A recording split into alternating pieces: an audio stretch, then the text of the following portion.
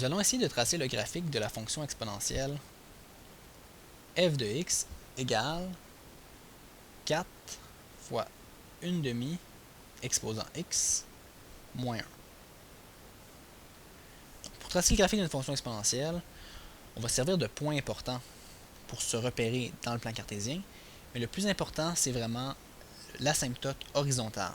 C'est l'asymptote horizontale qui va nous permettre de tracer notre graphique adéquatement. Donc, je vais écrire la forme canonique de la fonction exponentielle juste en dessous, qui est la forme a fois c, notre base, exposant x, moins 1, plus k, désolé. Donc ça, c'est la forme. On voit a, c'est 4, c, 1 demi, et k, c'est moins 1. Donc, je vous rappelle que le graphique de la fonction de base d'une fonction exponentielle ressemble à ça.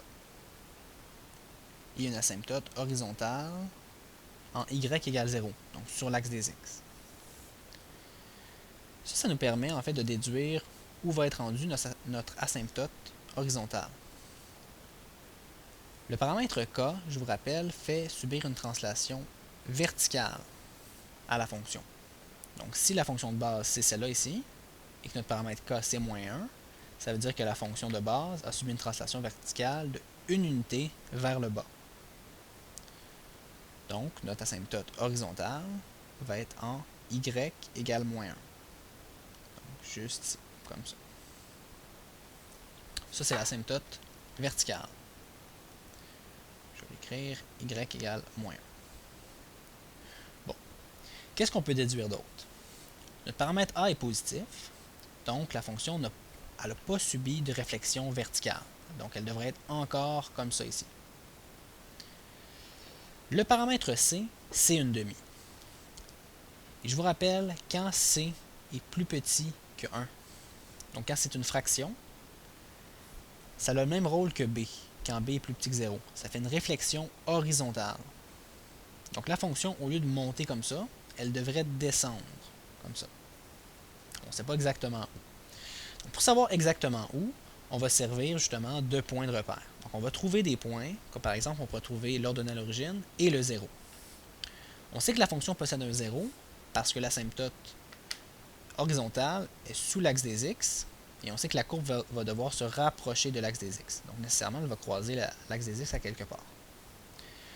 Alors je vais commencer par trouver l'ordonnée à l'origine en remplaçant f de x, en remplaçant x par 0. Donc je calcule f de 0 égale 4 fois 1 demi à la 0 moins 1. Donc il suffit simplement de faire le calcul. 4 fois 1 demi à la 0, ça donne 1, moins 1. Et finalement, 4 fois 1, ça fait 4, moins 1, ça donne 3. Donc l'ordonnée à l'origine de notre fonction, c'est le point 0, 3. Je vais le mettre tout de suite dans le graphique. C'est le point ici, 0, 3.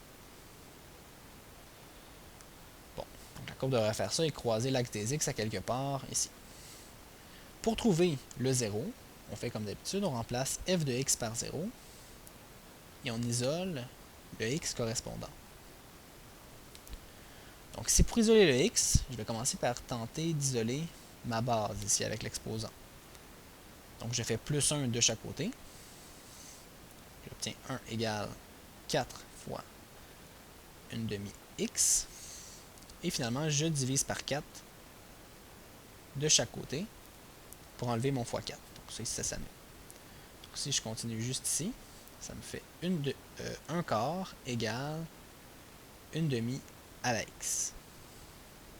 Rendu à cette étape-ci, on pourrait utiliser les lois des logarithmes, pour isoler notre x. Mais dans certains cas, comme le nôtre, c'est pas nécessaire. On peut trouver x sans utiliser les logarithmes. C'est vrai parce qu'on a juste à se demander, 1 demi exposant combien va nous donner 1 quart.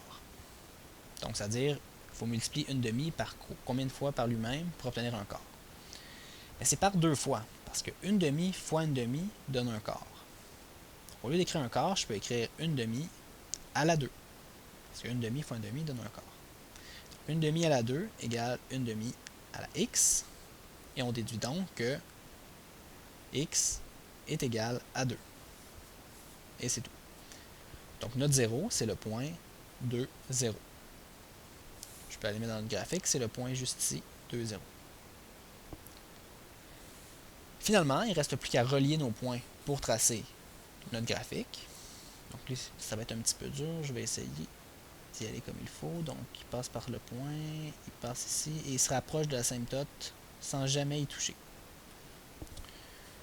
Donc on voit, on a le graphique de notre fonction de départ, et ça ressemble à ce qu'on avait déduit à partir des paramètres A, C et K.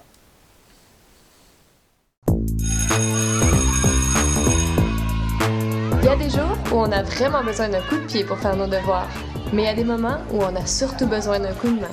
Pour ça, il y a Allo Prof, des enseignants super cool répondent à tes questions du lundi au jeudi de 17h à 20h. Tu peux les rejoindre par téléphone au 1-888-776-4455 ou dans leur cyberclasse sur alloprof.qc.ca. Et la bonne nouvelle, C'est que c'est gratuit. Profites-en! profites-en!